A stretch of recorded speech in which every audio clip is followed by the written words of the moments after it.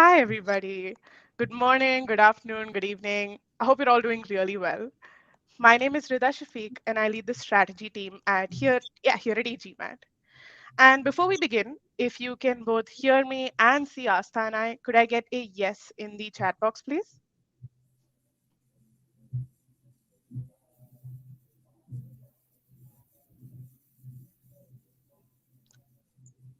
Wonderful. All right. So, hi everyone, and welcome to today's session with Real Success, where we'll dive into the not so talked about struggles of achievers and common misconceptions that GMAT test takers and MBA applicants tend to have. And today we're joined by Aastha Arora. Hi, Aastha. Hi, Rida. Thank you so much for, yeah, please go ahead. Aastha is an e-GMAT student who scored a 710 with a perfect Q51 on the GMAT, and then, with less than 24 months of professional experience, went on to bag a seat at ISB by utilizing the early entry option. And now she's here to give back to the community and talk about her journey from start to finish, all the way from preparing to the GMAT to getting admitted to her next steps. So, with that, Aastha, why don't you give us a brief introduction into who you are? Right. Firstly, thank you so much, Rida, for the very, very kind introduction. I personally really appreciate, firstly for e-GMAT for taking out the time and energy and the efforts to hold and conduct this session, and for all the, hard work you've been putting into putting videos on YouTube and, asking people to come in. And secondly, of course, all of those who have taken out the time out of their days to come to this session. I hope that through my inputs and by talking about my journey, I can help all of you in the best ways that I know how to. And I would love to do that. So, to give my brief introduction, I graduated with an honors in mathematics from Sri Venkateshwara College, Delhi University. Within my college days, I was very active in extracurriculars and other activities outside the classroom. I was the president of the English Debating Society of my college, and I also did a lot of internships in different industries, including Niti Aayog, Zomato, and many other organizations. After graduating, I started working at the DE Shaw Group as a financial research associate, wherein on a daily basis, I used to translate alternative data sets into predictive models to help supplement trading decisions. And after working there for approximately 1 year and 3 months, I shifted to LEK Consulting, and here I'm working as a business analyst. Wonderful. Thank you so much, Asta. So let's start out by diving deeper into your GMAT prep. I know that you put in a whole lot of effort into your preparation. You started out at a 600 and improved by a massive 110 points to that 710 score. And on the way, you made sure that you really focused on the quality of your preparation and tracking those metrics. So tell me, what were the biggest challenges in your prep and how did you overcome them? Right. Thank you so much, Rida. So, for me, I would like to break down the challenges that I faced in my GMAT journey into four parts. The first part is the lack of structure. So, I remember I started out somewhere in May of 2021, and I started out with a score of 590 to 600. And at that point of time, my thought process was that I have just graduated out of college and I want to focus on my GMAT and probably get a good score within the first year of my work experience. So my natural instinct was to go for the sources that were the most easily accessible to me. So for a lot of us who come from, let's say within my local institutions, I opted for the local coaching centers that were most easily accessible for me. And I opted for their modules and videos. And I kept on reading their content for a period of 5 to 6 months. And I had been doing that consistently for 5 to 6 months. But after those months, I recognized that my scores were still not improving. So after I started taking mocks again, I realized that my scores are still falling in the 600 to 620 range and they have not improved at all. So the reason that I recognized behind this kind of drop in scores was that my preparation was going around in circles and there was no formal structure to it, which is something that is very, very important to push your score forward. So Absolutely. that was the first biggest challenge that I faced. The second And I will also come to, how I actually resolved these challenges before I move on to the next challenge. So after recognizing all of that, I saw a video of e-GMAT on YouTube, and it was a topper talking about her score of 750. And I really liked the way in which she was describing her journey. So I reached out to the e-GMAT team, and from there, Manas reached out to me, and we had a conversation wherein he talked about the course structure, the modules, and I really liked the program. And the sense to it was that I can really, really improve my score if I go for it. So that is how I solved the problem of the structural issues that were standing in my way before. Mhm. The second biggest challenge that I faced in my preparation was the lack of discipline. So when COVID hit, all of us were, secluded to our homes, and we did not really have to go to college, which meant online semesters. And in online semesters, it was very easy to come through, and we could also do that without studying a lot. So I had a break of approximately 1 to 1.5 years in pursuing like my study again. I had lost the habit of studying on a regular basis, and it had also been a long time since I came out of school, so that habit was lost.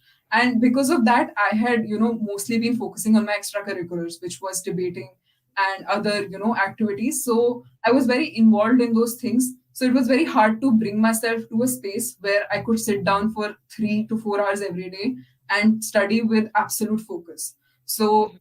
in order to get back to the study zone and solve for this issue, I decided that I need to build some level of discipline in my life.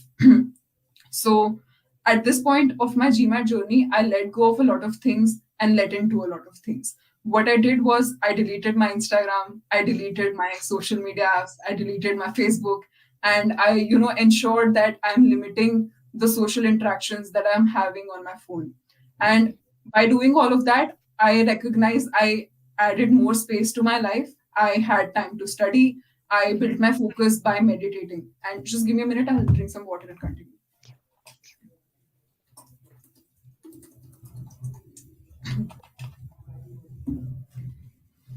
So, in order to build the discipline, I took up a few activities like I had mentioned. I started meditating, I started exercising, I built a routine, I built very strict schedules that could monitor my time and ensure that I was building the type of discipline and focus that is required for me to overcome this challenge.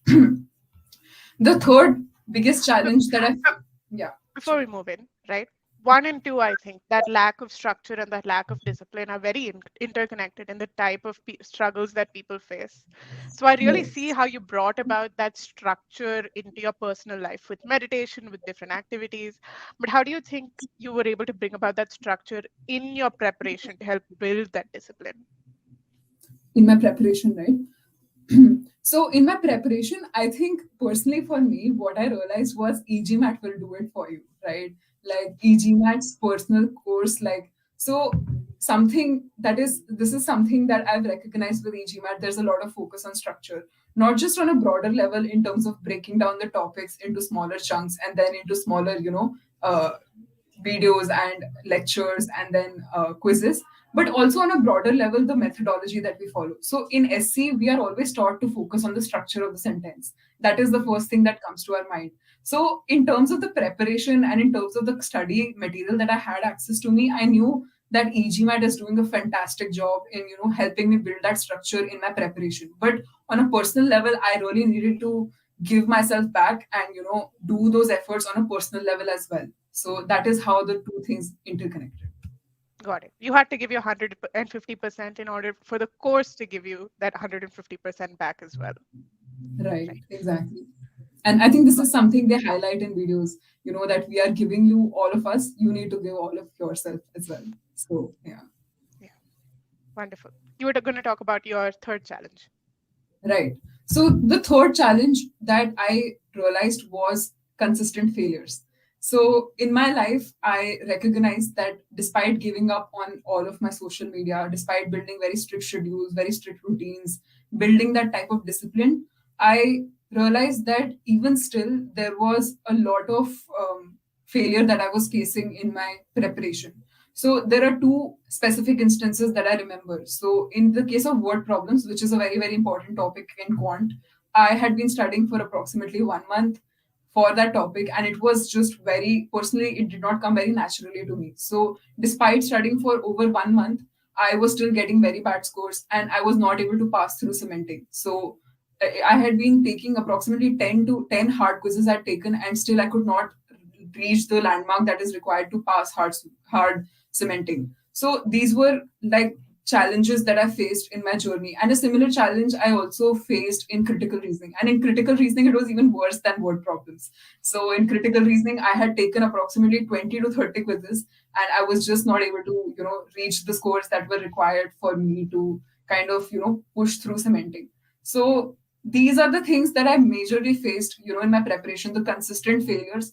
But what I recognized after a point of time is that sometimes you have to be satisfied with not knowing. So at that point in my journey, I did not know why my scores were so bad, despite having spent 1 month, despite having put in everything. I still did not know. I did not have the answer. Like after having communications with the team, also, my scores were not improving. So at that point in which during word problems, my scores were not improving, I just accepted it, that maybe I am not able to hit greater than 75% in the word problems hard quiz, and I just have to accept it and move on. And that is what I did if, the failures became too much. So that is how I managed through those consistent failures. Mhm. And And I think finally, sorry, but before we move on here, right, I think it's important for everyone out there to really understand that this is where you can capitalize on that adaptive nature of the test, right?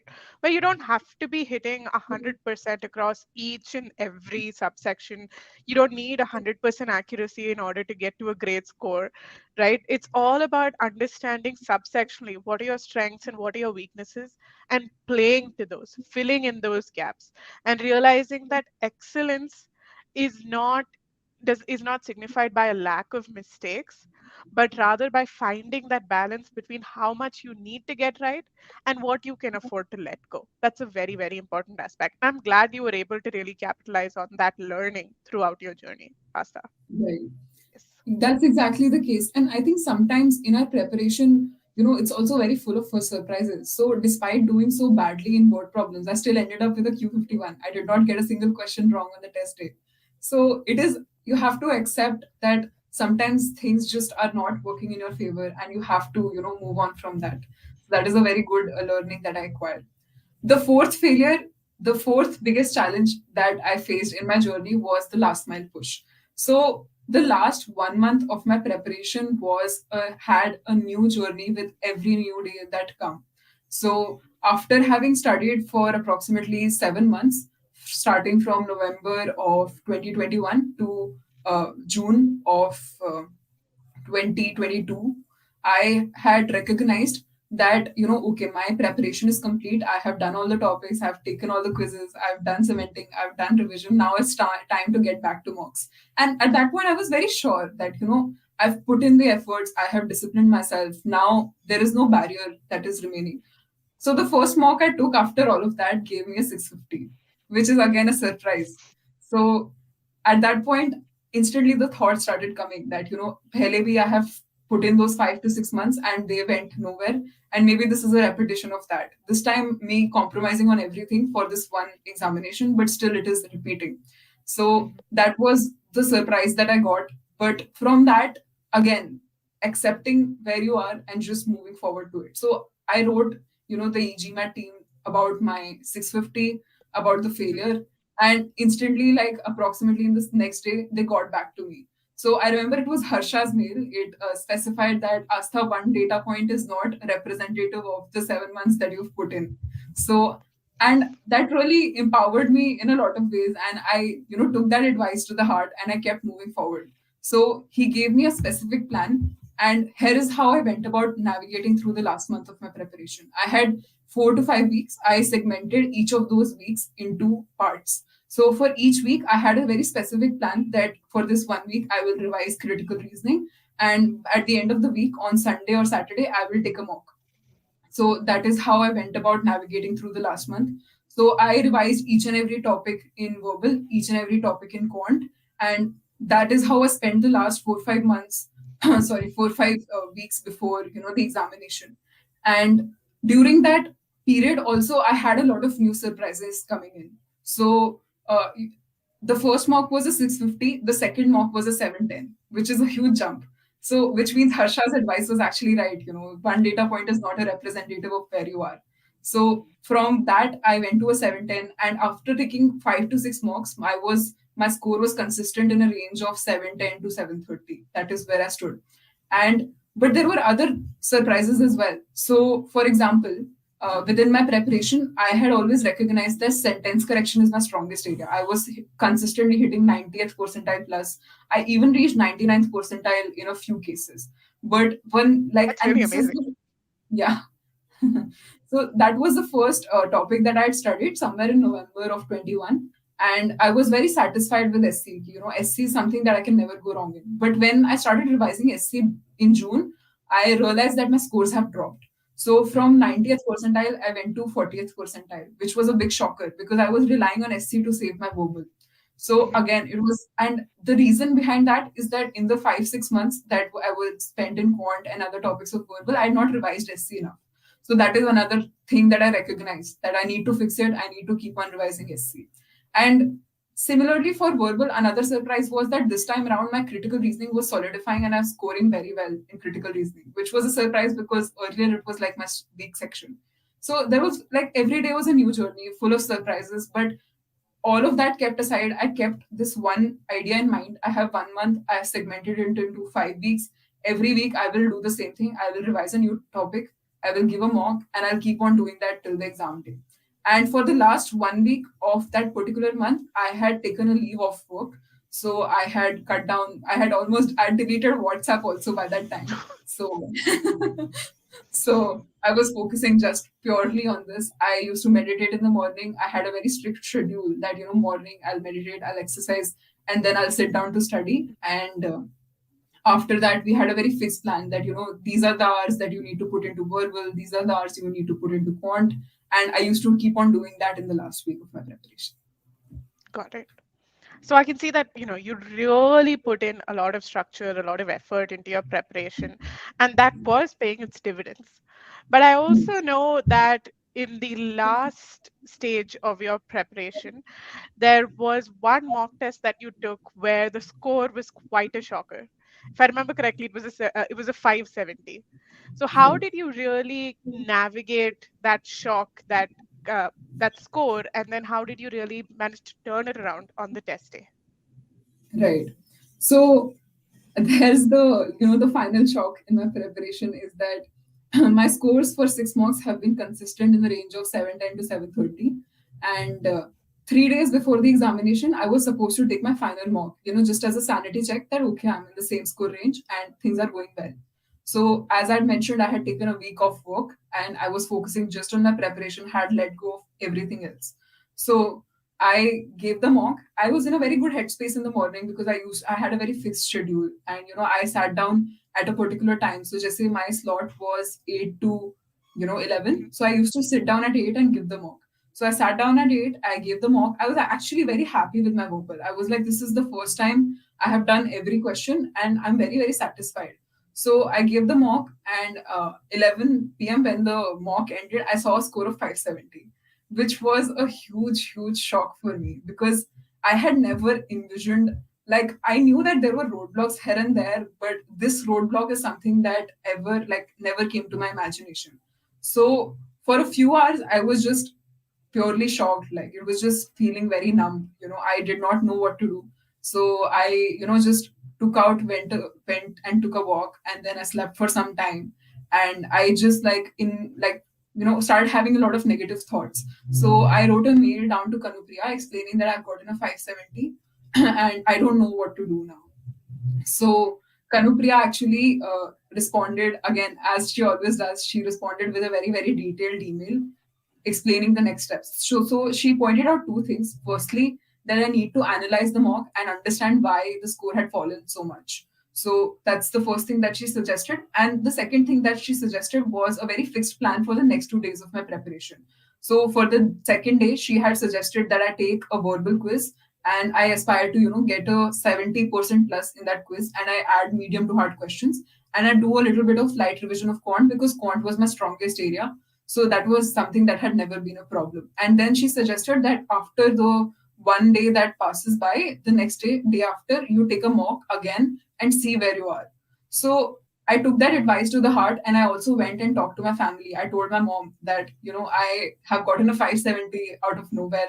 And my mom said that, you just need to relax. You're taking way too much stress. And I've seen that you've been very restricting yourself extensively for, just this preparation. So maybe just take a step back and do an activity that you like. Don't give up on your living for, this one examination. And I took these two advice, I combined them. I went out driving, I met a friend, I relaxed for a bit, I came back, I started analyzing the mock.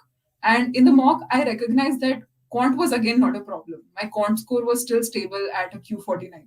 My quant scores had always been between Q49 to Q51. So that was out of the way. So I started analyzing my verbal section, and I recognized that I had been making a lot of mistakes that I usually don't make. My scores had fallen down extensively in both CR, critical reasoning, reading comprehension, and sentence correction. So I recognized that, and I just analyzed my mistakes, analyzed the mock, and the next day I followed Kanupriya's advice. I did light revision of quant, and I took the verbal quiz. Firstly, like for 1 hour before taking the verbal quiz, I was procrastinating a bit. I was like, I've lost all the confidence I have. I don't know what will happen. But still, just that inner voice that, let's give it a shot. So I took that verbal quiz and I got a score of 75% plus, which was a very good score, which essentially means 90th percentile plus. So I was very happy that, okay, it's maybe I just had a bad day. So I followed that advice. And the next day I took another mock and I got a 720, which means that it was just that one mock because of like a lot of stress that I was taking. That mock went bad, but things are not really that bad. So I was very happy with that 720, and that's how it went. And Wonderful. of course, like the day before the exam, the rest of the time I spent relaxing and doing some light revision. And the next day when I finally took the exam, I got a 710. So it was a great journey. Wonderful. I think this harkens back to that point that one data point doesn't spell doom and gloom, right? There are Yeah. so many other factors that go into your test day. But the most important thing that you need to be leading up to that test day is calm and clear and have a good sense of that self belief. Everyone who writes the test, they've put in effort, they've put in time. So it's important to trust in that time and effort to pay its dividends back when you go and write the exam. Right. Exactly. So that's wonderful, right? I'm so glad to see the approach that you took towards your prep, how it was so structured, so organized, and how you really had the emotional and mental fortitude to work with all these hurdles that came through. You pushed past them, you pushed through them, and that really, really paid off with an amazing 710 with a perfect Q51. So now Right. you have that score, right? And then you really moved forward into the next part of your journey. And you got into ISB with just a few months of experience. So, for Right. those who don't know, the early entry option is made for professionals who with less than 24 months of work experience and who are looking to secure their seat at ISB. And that's exactly what you did. So, tell me, why the early entry option? Why was that the right choice for you? And how did you make the decision to apply? Right. So I will break it down into three parts. There were three reasons that drove my decision to apply to the early entry option. First was the guilt of not applying through the Young Leaders program. So back in college, in Delhi University, it is a very common thing for people to apply through to the YLP program and get through. So within my own college, I had seen several of my seniors apply through the YLP route, and even within my peer group, I had seen people apply through the YLP route and get in.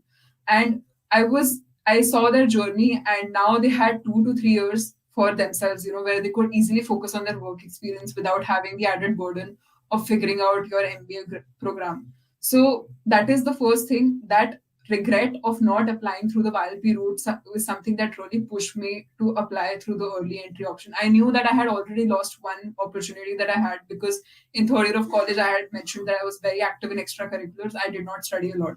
So that regret was really deeply ingrained and I wanted to make up for it. That was the first reason. The second reason was that after I entered into the corporate culture, I saw the journey of a lot of my seniors. So after interacting with a lot of seniors, what they told me was that once you actually really get into the corporate life, which is, 5 days of the week, you're working a lot. So for some people, it is a lot. And in my organization, sometimes the work stretched out from, let's say, 8 a.m. in the morning to 11 p.m. at the night. So within that timeline, there is no time to study or time to take out for yourself. And in the initial phases, the time is still less. But as you progress deeper into the organization, your work responsibilities take a toll, and there is no time for your personal commitments per se. And in addition to that, the outside of corporate life mostly becomes about chilling. There's this chilling culture where, the Friday night parties or the weekends are with your friends or families, or, let's say taking a trip. So that lifestyle choice was something that I was very wary of. That once I opt into it, it will be very, very hard for me to opt out of it. So before I stepped into that lifestyle, I thought that it is very important and crucial for me to secure my future. And maybe then I can start doing those activities as well. That was the second thing. The third thing was the pandemic. So during the period in which I started working, the pandemic was still going on, which is why I had the luxury of working from home. So because of that, I had the time and energy that I could put into my education without, being worried about, let's say, 10 things, 10 decisions that I have to make, taking care of household duties or going to office or getting dressed or taking care of so many different things that you have to do once you move out of your home and you go to a new city and you have to set up your home, and you have to like show up to work every day. So I thought that this Absolutely. luxury, yeah, exactly, so this luxury is not coming back to me. We don't know when the pandemic will end, but at least now I have this time, so I didn't want to lose out on that time. So these three reasons combined made me decide that I want to apply through the early entry option. Mhm. Got it. So that makes a lot of sense, right? In a way, what you've done is that you got that glimpse into the corporate world and you realized that you needed to set up a safety net for yourself. You'd missed one opportunity beforehand, but you had another, and so you decided to really capitalize on that space. So that's really glad. Yes. I'm glad to see that, right? And I know that once you'd made that decision that ISB was for you, you'd put in a lot of preparation into actually understanding the process and the school itself by attending multiple webinars, live events, and talks. So, what did this pre admissions prep really play into your journey? Right. So I think broadly there are two reasons why I did so much preparation before my application process. First is on a personal level, and second is on an application level.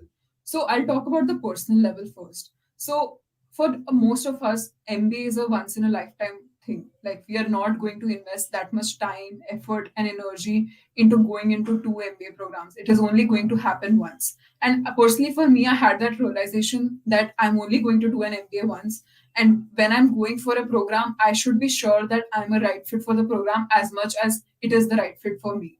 So I wanted to do a very detailed analysis that is ISB really the business school I want to go to, or is it just something that I have seen a lot of happening around me? Like I said, a lot of seniors had gone in, a lot of people from my organizations had gone in. I didn't want those things to dictate my decision. I wanted it to be a personal decision. So, which is why I put in the time and effort that is required to do the research about the school. So, I went to their website, I went through their course curriculum, I read a lot of blogs, I watched a lot of YouTube talks, I talked to a lot of alumni, I talked to approximately 30 to 40 people who graduated out of the school. I even went to the ground events where they were conducting live talks to understand what the culture was, what the things were. And the three to four things that I identified that were personally good for me was firstly their method of teaching. So ISB's curriculum is very deeply rooted into case-based approach to learning. Just having some water.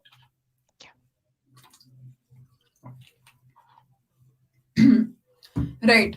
So ISB's whole curriculum is very rooted in a case-based approach to learning, which is something that I personally really felt connected to because that is the way I like learning. I don't want to, let's say, fixate my education just in books, but have a practical approach to learning. The second thing was in terms of the professors that actually come to the who teach you. So these were people who came from very very good business schools across the world, Wharton, Harvard, Stanford, and had also had a lot of practical experience in the industry. These professors include Sumanta Sinha, Deepa Mani, Bhagwan Chaudhary, and these were people I wanted to sit in a classroom with and learn from. The third thing was the clubs, that was also a very attractive factor for me. So personally, I had been the president of my debating society in college, and I also founded the Model UN club in my school. So I really wanted to go to a business school which had a lot of nice clubs that I could make my contribution to. So these include the Net Impact Club and the Women in Business Club. So this was the type of detailed research I put in before, let's say entering into the school. The second thing is, of course, on an application level, right? So on a personal level, this research helped me understand that I want to really go to the school and it is the right fit for me. But on an application level, the admissions committee of ISB is really looking for candidates who have a good understanding of the school and are really, really confident that they want to go to the school. And without that, having that level of clarity, they would probably not give you the admission that you want, right? So the deep research that I had done, I ensured that I leveraged it into my applications as well. So I had mentioned very, very specific things in my essays that made them realize that I am very serious about entering the school. So just to give you a small example, I had watched a professor that I really looked up from ISB is Deepa Mani. So I had watched one of her YouTube talks where she talked about gender diversity and why it is very important in the corporate culture. And she mentioned a line that, gender diverse peer groups often lead to better innovation and better culture.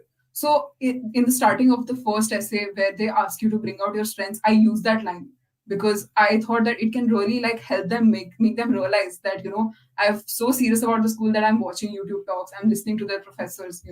And another example that I also mentioned was that Sumanta Singha, who is a professor at ISB, had published a very, very nice research paper on forecasting analytics where he tried to use social media analysis to understand where Amazon's next headquarter would be. So I really went through that paper and I realized that this is the type of cutting edge research I want to learn from.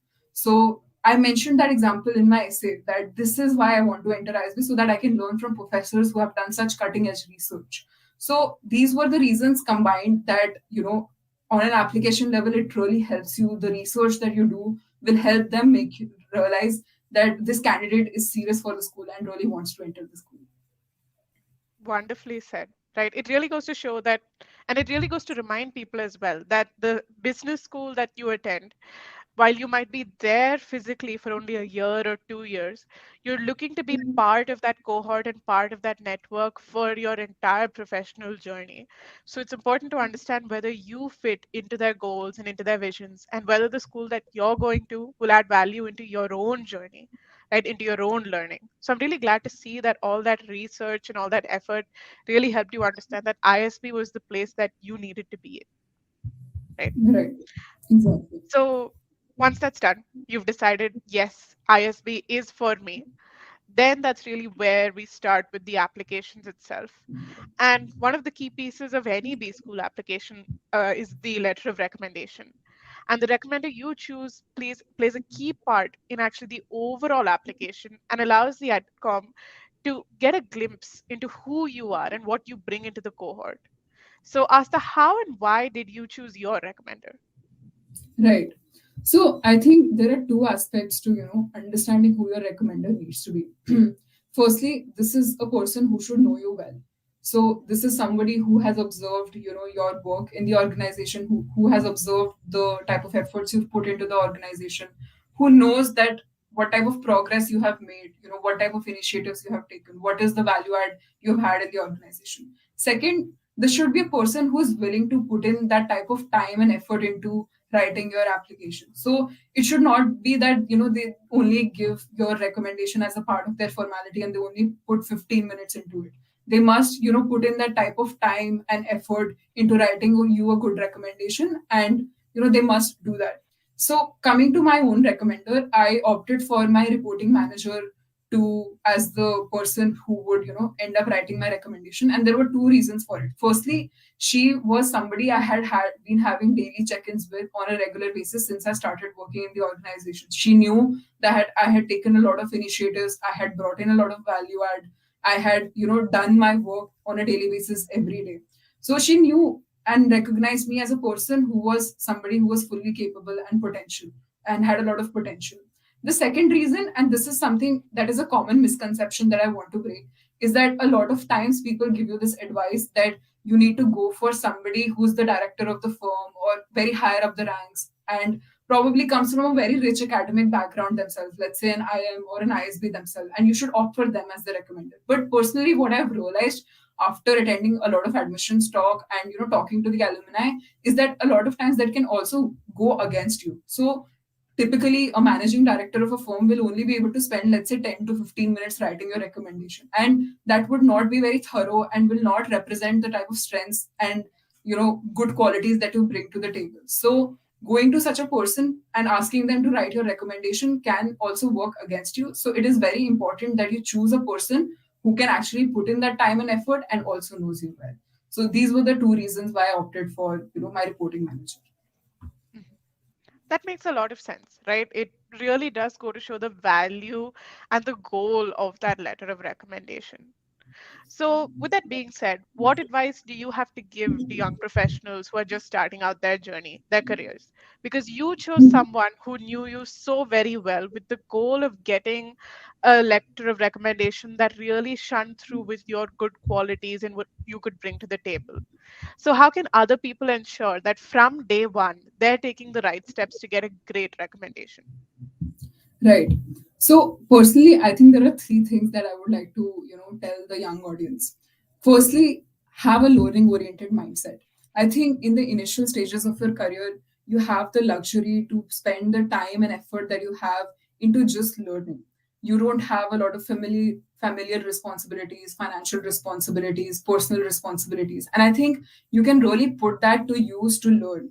So and it is very very important to ensure that you do that. So let's say today you're working on a financial research model and you don't know how that works, but you spend that one day learning and understanding how it works, and the next day you would know how financial modeling works. So that is the type of learning that you should focus on, because the more you focus on advancing the skill sets that you have in the early stages of your career, the greater results it will reap in the later stages of your career. So the more skill sets that you gather, let's say you know how to do Python, you know how to do SQL, you know how to do financial modeling, all of these things will combine together and in the later stages of your career reap the type of results that you're looking for. The second thing is to focus on daily deliverables. I recognize that a lot of times, we get lost into thought. Let's say I have a friend who is going for that MBA firm where I wanted that job. Or let's say I have a friend at work who's working on a cool project that I didn't get the opportunity for. So instead of getting lost in the thinking of what other people are doing, I think it is very important to focus on what you have in front of you and how you can maximize on that. So on while when I joined the D Shaw group, I realized that there are a lot of things missing in this job and there are a lot of good opportunities available, and I will only focus on the opportunities that I have. So every day I only used to focus on my daily outputs. Let's say I have to build this model, I have to do this Excel analysis, I have to send out this output to the New York office by 7 p.m. I only used to focus on those things, and after doing that consistently for 3 to 4 months, I recognized that I had automatically learned so many things that I did not know before. I was getting good at advanced Excel. I knew a little bit of SQL. I had gotten the basics of Python. These were things I had no exposure to in college. In fact, I also got a lot of exposure to finance because it was a hedge fund. And my course from college did not have any exposure to finance. So by focusing on daily deliverables, I was automatically able to accomplish the bigger things in life. The third thing to keep in mind is to keep building good relations with the senior management and also your seniors. So within the time at D Shaw, I ensured that I built a good rapport with my manager and I built a good rapport with the senior members of the team that I was in, so as to ensure that in the later stages when I want their help and when I want them to write me a good recommendation, I have that type of bond with them. So these are the three things that I focused on, and I would give that advice that all the applicants out there focus on these things. Really wonderfully said, right? And I think the great thing about all of this advice is that it's so universally applicable to a lot of young professionals out there. And quite honestly, a lot of that attitude is a carryover from your university days, right? Being open to learning, focusing on your deliverables, just building a good rapport with the people above you. Those are all things that you need to transfer from one setting to another. And that's a very actionable and achievable goal for everyone. It's just about taking that extra step to really one, document also that you're doing all of these things, and two, making sure that whatever you do, you give it your all so that people see the value that you're bringing into any space. So Right, that's exactly. wonderful, right? Yes, exactly. So now you had the score, you had the letter of recommendation. Now it's time to move into a part, I think, of the application that scares a lot of people, which was the essays. So almost every year, for those out there, for those of us who are listening out there, there are two ISB essay questions. The first about your personal and professional qualities with examples demonstrating them. And second, about your career goals. Asta, I know that you went through 11 iterations of these essays. So tell us, what did you want the final output of these iterations to look like and reflect? And how did your essays really improve and evolve from one draft to the next? Right. So I think essentially the one thing that we need to keep in mind while writing the essay is that there are only 800 words. There is 400 words for the first essay and 400 words for the next essay. And within those 800 words, we have to capture the strengths that we bring to the table in the manner that is as concise as possible. And I think that is what I intrinsically focused on when I was writing my essays. So I'll break down my answer into two parts. Firstly, the first essay, and secondly, the second essay. So the first essay wants to understand the key strengths that you bring to the table and the value add you will have to the course at ISB. So within this, the key factor I kept in mind was the uniqueness aspect. So I wanted to ensure that within this essay, I present to the admissions committee the unique aspects of my application that I'm bringing to the table that no other applicant can bring. Because the understanding that needs to be developed is that the competition here is intense. There are 5,000 applicants and only 1,000 get shortlisted. And for the YLP and early entry option, it's even lower because only 100 people out of those 1,000 people are actually coming from this YLP early entry option route. So, in order to ensure that you stand out in the crowd, you have to bring those qualities to the table, which only you are bringing, and those other 5,000 people are not bringing. So, while this might seem like an easy task, but when you really get into the nitty gritties of that, it becomes very complicated. So, the first essay that I wrote, I ensured that it is in analytics we call it raw data, So it was the raw data of my life. So I wrote down all the accomplishments that I had done, everything that I could think of. I spent a couple of days and I wrote down everything, that I could bring to the table.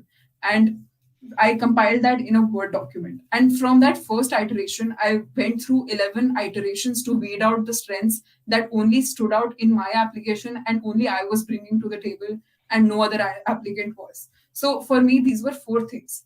Firstly, I was coming from an intersection of analytics and finance, which is something not a lot of people come from. And additionally, I was coming from a minority gendered community. I was a woman, and within the analytics community, only 15% of the total client people who are working there are women. So I pointed out those things. I pointed out the Deepa Mani example. I pointed out this thing.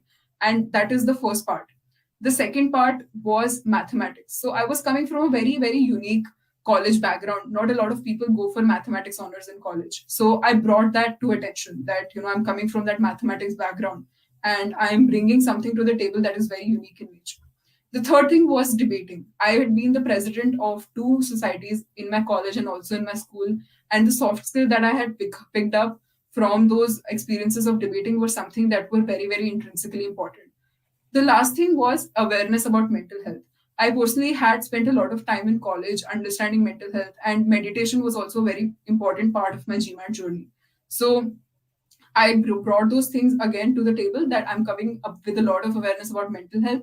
And when you're studying at a university, you need people who will come with that awareness, who will make the environment more comfortable, who will make things in the nice way. So those were the things that I wrote in my application, and those were the key strengths that I brought to the table, and I wrote them down in my essay.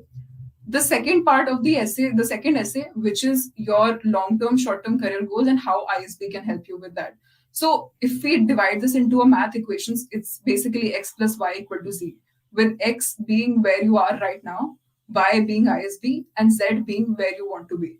So Mhm. in this particular essay, essentially the structure that I followed was to break it down into x, y, and z.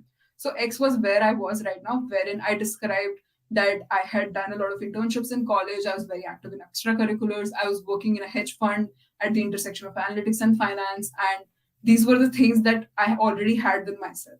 The second thing was ISB. So within ISB, like I said, I used very specific research that I had done about the school, examples of the professors I wanted to study from, examples of the clubs I wanted to join, examples of what I wanted to do in the school and why that was important for me. I put that down in another paragraph. And the last paragraph was Z, where I want to be. So in this, you have to break it down into two parts. First is the short-term career goals, and second is the long-term career goals. In short-term career goals, you must talk about what you want to do instantly after you exit out of the business school. Let's say if you want to enter into consulting or finance, or even let's say you have specific firms that you have in mind. Maybe you want to work for a Dalberg or a BCG. You can put that in.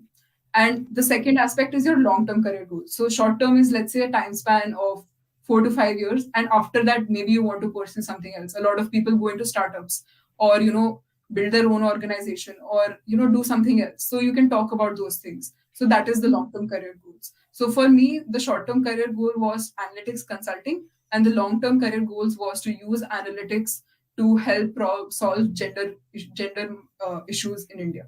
So those were the things that I mentioned in my essay. Got it. So I think that really, I like how you really started off. You didn't start off with the goal of making that first essay perfect. You Yeah. started off with making sure that you had all the pieces you needed on the table. And from there on out, you could weed out what should stay and what should go. And I think that was a very, very smart approach to actually Yes. looking at that essay. Right. Right. So you put in all of this effort, right, into the essays, and then voila, you got that interview call. I can't imagine how elated you must have felt at that moment. And then we get into the actual interview round at ISB.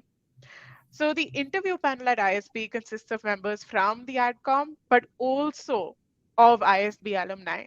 And it's often the most grueling part of the application process for many, and it's where your communication skills and your clarity towards your career goals, your choice of school, all of that is tested.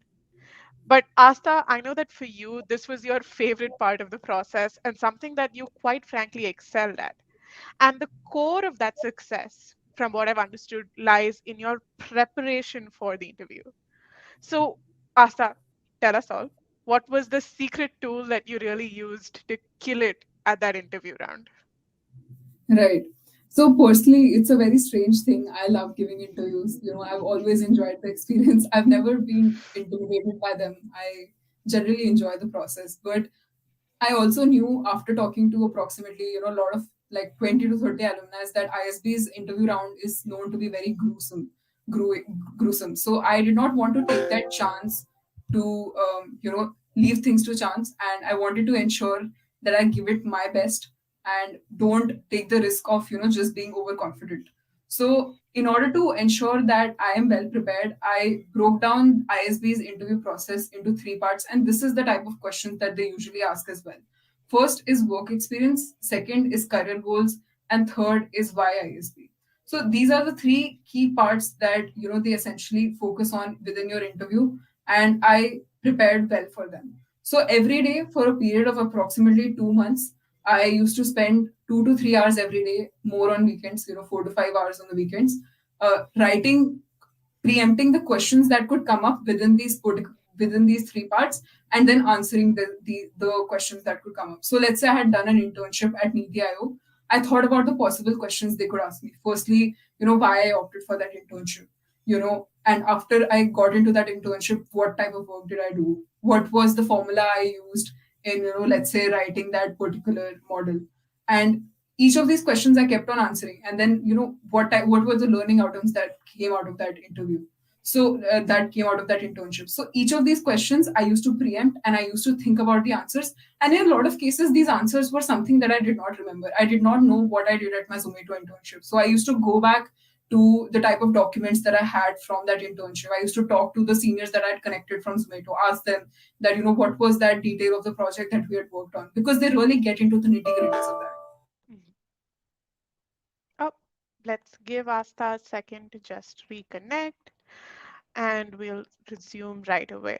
But I think that really the most important thing to remember here is that whatever you do in your college years, in your professional years, it is so, so very important to document that, because you don't know what anybody could really pick up and ask you a question about. And the last thing that you want is to be left without an answer. So if you're doing something noteworthy, whether it be being part of a society, being part of an internship, just anything at all, something you got good feedback on, make sure to document that somewhere every step of the way, because it'll all go into building such a robust system, such a robust story somewhere down the line, right? So let's give Asta a couple of seconds to really join back, to get back. I think she's lost her internet, but in the meantime, I noticed that we do have a couple of questions. Do make sure that you put all your questions into the chat box so that once we're done discussing Asta's story, we'll really be able to answer all of that. And I know that Asta is more than excited to really get to each and every question that you guys have. Right? So let's just wait for a second and we'll move on. But in the meantime, like I said, put your questions in. Let's see what you guys have and move forward.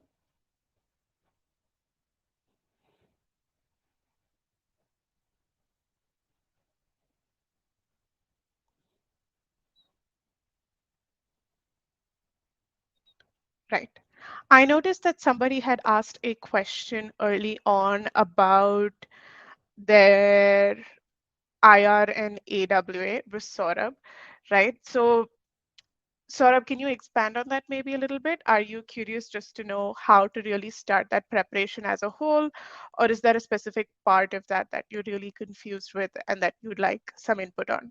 That's one part I can definitely help in as a GMAT strategy expert while we wait for our ISB expert to join back. Ah, here she is. Sorry, I'm still in office, so my laptop ran out of battery, so I had to connect it to a charger. Sorry. That's okay. We were just waiting. I was just trying to give people the motivation to document everything that they do during their, college years or their work experience, so they don't have to start calling their seniors later on and asking, "What did we really do that one night in November?" you know, for that one project, what did we even talk about? But Yeah, yes. exactly. I mean, that happened with me, in that Zomato internship, I had worked on nutritional supplements, but then the division was got scrapped, but I never found out why the division got scrapped. So I talked to my senior, why was the division scrapped? What went wrong with the project? So these are questions that, we should have the answer to ideally before, you get into. So yeah, like the right advice, documenting everything, beforehand so that you don't have to chase around paper. God, Right. yes. But good. I'm glad that I hope that people remember that. Keep a little folder or a OneNote with your name, and anything that happens of value, put it in there so that at least you'll have that data. Whether you need it or not, it's irrelevant. But having it is better than needing it. Right, Right. exactly. Yeah, So we were talking about how you were, writing all of this down and you were spending multiple hours every single day on this, right? right. So, Yeah, I mean, what was the output of that kind of a time investment? It was, right, I can't imagine that's more than 20 hours a week that you gave on just this piece. right. So the output of this was an 80-page document that I had in my Google Drive, which detailed all the experiences I had had in my life. So everything from the internships I had done to, the work experience that I was having at DE Shaw, to my career goals, to the reasoning behind my career goals. Let's say I opted for maths honors. Why did I opt for maths honors? What was the logic that went behind it? I opted for a certain internship. Why did I go for it? Why did was I so interested in debating? What brought me? What was the thought process surrounding it? And I kept on adding that. And like I said, those three parts: work experience, why ISB, and the career goals. I put them in a Word document of 80 pages, which is something that I've shared with the GMAT team. So that was the ultimate output. And that was the secret weapon that I used to ace the interview round. So the good part about this is that when they, and of course, like just before I come to the final interview round itself, so a couple of weeks before the final interview, I'd started taking mocks. So I used to I took the help of strategy for GMAT and preppy for my mock interviews. And I used to go to them, and like we like with strategy for GMAT, they were very nice. They had like live mocks, in-person mocks. So I took those mocks, and the idea was that with every mock, like a GMAT mock, I wanted to identify the gaps that I still had, because mock interviews are, especially strategy for GMAT, they really pushed me around the questions, like around this application made jo the aspects that were a little weak, that looked a little off, so really pushed me around that. So for example, like I had mentioned, my short term goal was analytics consulting, but then I wanted to work on to solve the minority issues in India.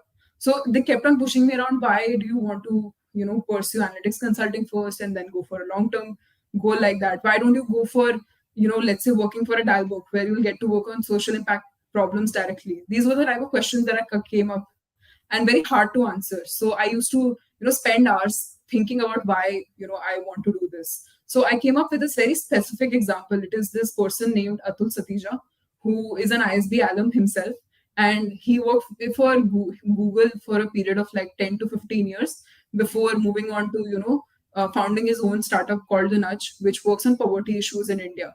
So by using that example, I cleared out my own picture that there is an ISB alum sitting in India who has done the same thing that I want to do. So there can be like giving real life examples, really figuring out the answer to why you have written something is something that is very important. And that gap was bridged only because, I took those mock interviews with strategy for GMAT and also preppy. So in the final interview round, it is a funny thing actually that, the interview went on for approximately 1 hour to 1.5 hours, and by the end, because I had prepared so well, I had answers to literally everything. Like any question they asked me, I said, there are three reasons why I want to do this. So they got very frustrated with the confidence with which I was coming in the interview. That towards the end, one interviewer was looking at the other interviewer and they're like, do you want to ask something? It's like, no. Do you want to ask something? So it was a very good experience. And it really gave me the confidence and the power kick, that my efforts have come to the have reaped the fruits that I deserve. So it was a very good experience. I, the thought of you being so over prepared that your own interviewers were just thinking, okay, we're done here is quite frankly a little hilarious.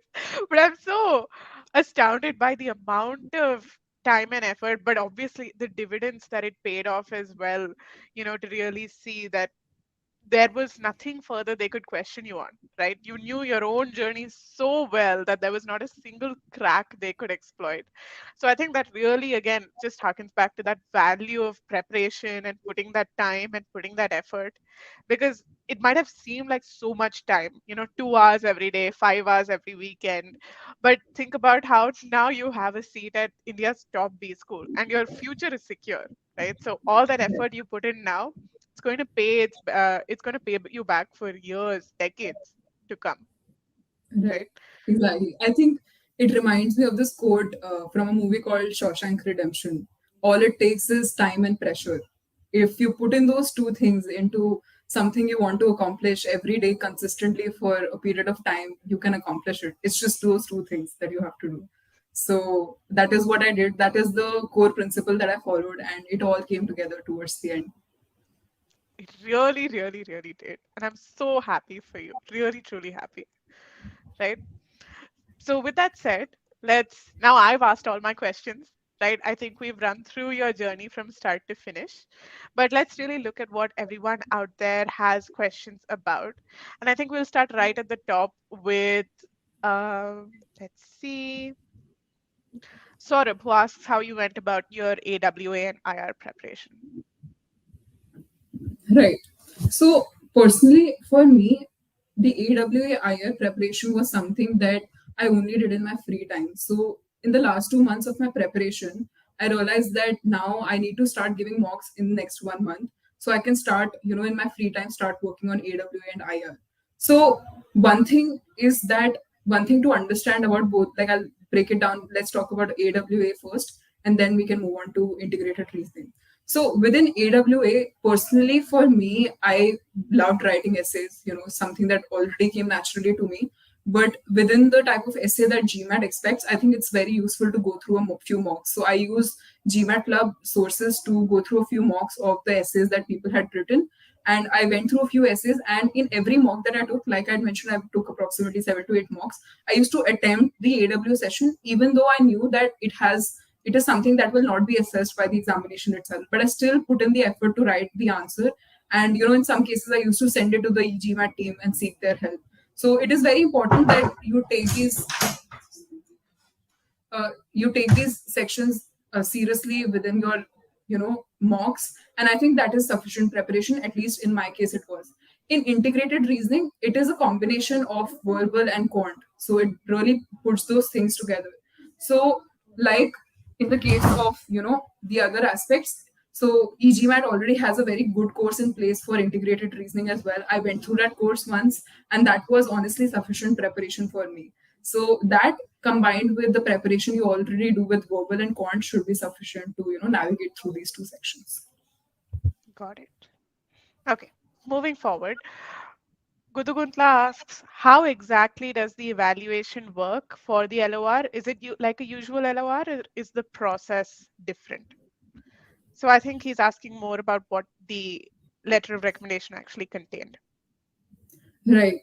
So the letter of recommendation essentially is a link that will be forwarded to your recommender, and then they have to put in the answers within that letter of recommendation.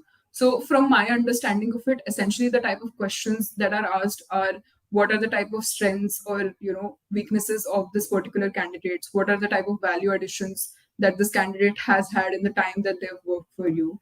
Along with what type of specific inputs that you might have for this particular candidate. And they also have a few ratings, like they have quantify a few qualities on which you have to rate the particular person. So these are the type of things that go into the letter of recommendation, and this is something that you won't have access to, only a recommender will have access to. So that is how it is navigated through. And in terms of evaluation, this is like a normal letter of recommendation only. I mean, there is no specific thing that is different that I can think of that might be in the case of IS. Got it. So I hope that answers your question, Guduguntla. If not, please do write your follow-up. Right. So Saurabh asks, for round one of ISB, when should I attempt the GMAT? So what kind of timeline would you recommend, Astha? So personally, what I've realized through my journey is that if you imagine that GMAT will only take 3 months, it will probably end up taking you 2 years. So you can never really predict the time it will take you. For me, I had always imagined 3 months I will get through GMAT, but for me it took more than a year. And the type of time that you require is something that only you can build an understanding of. So when I started with my preparation, I started from a 600 and it took me a year to reach a 710. And for some people, maybe it takes 3 months to reach a 710. For some people, it might take 3 years. I've seen people take 3 years. In fact, I remember a specific example of a person who started from a 280 and then reached to a 780 in a time frame of 6 years. So when she was starting her journey, of course, she did not know that it will take 6 years. So this is something that is a personal question and can vary from person to person. The first step in order to answer this question is to take a mock and then write out a mail to the e-GMAT team and explain your score, explain what has been your score, what is the split between verbal and quant, and then understand how much time and effort you want to put into it. If the ISB deadline for application is September, then start from a point in which you are confident that you will get to the score that you want to get to within that time frame. It could be 2 years for some people, it could be 6 months for some people, it could be a month for someone else. So it depends on you. And Saurabh, if you do decide to take a mock, please do take the first Sigma X mock so that we can really see at a granular level what your strengths and weaknesses are. And like Asa said, we'd be more than happy to help you to really get to your dream score. Right. Okay, let's move forward.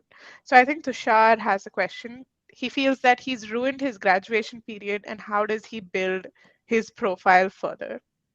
Right. Asa, any inputs there?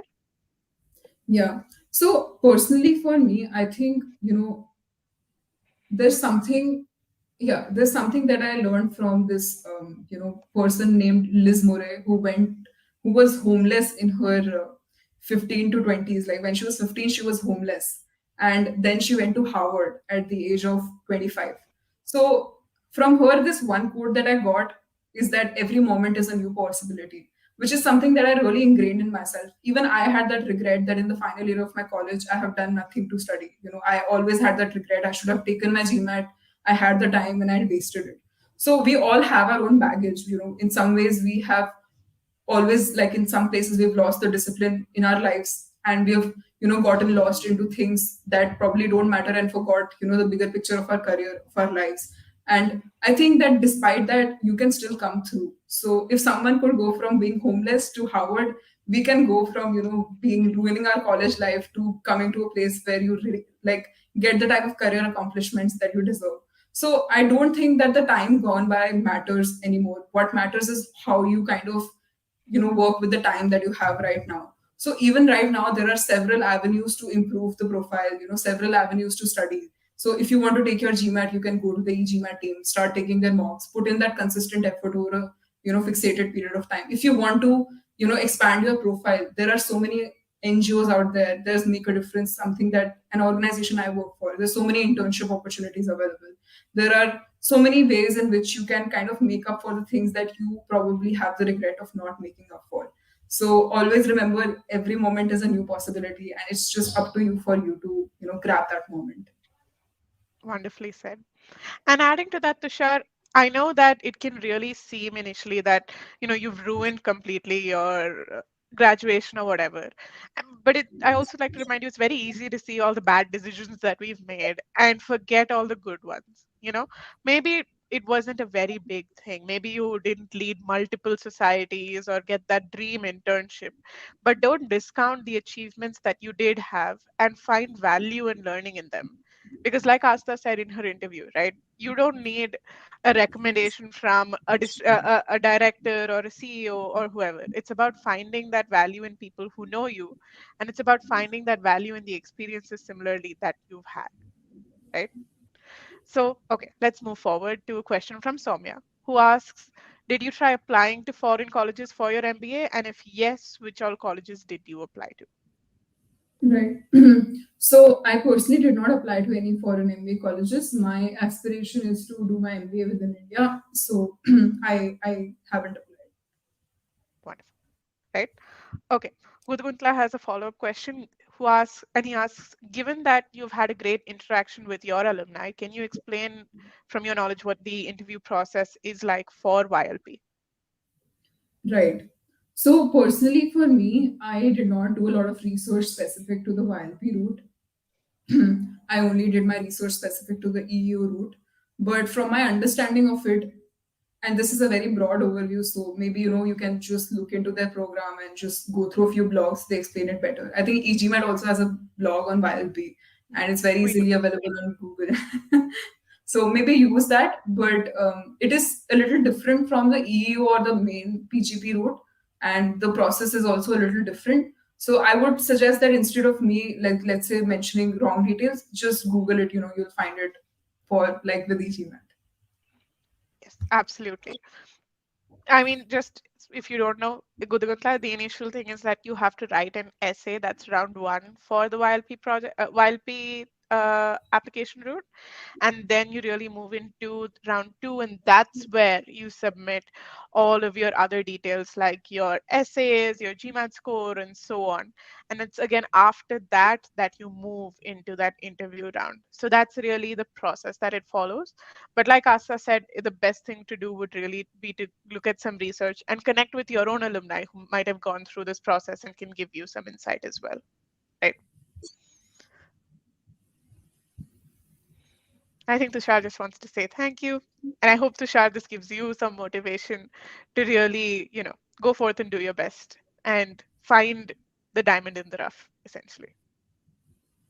Right. Thank you so much, Tushar. Right. So with that, I think we've kind of reached the end of our session. Thank you so much again, Asta, for joining us, especially from your office, amidst a dying laptop and the end of the day. It was really wonderful to see the enthusiasm and the passion that you brought to giving back to this community. So I'm really, really happy that you were able to come.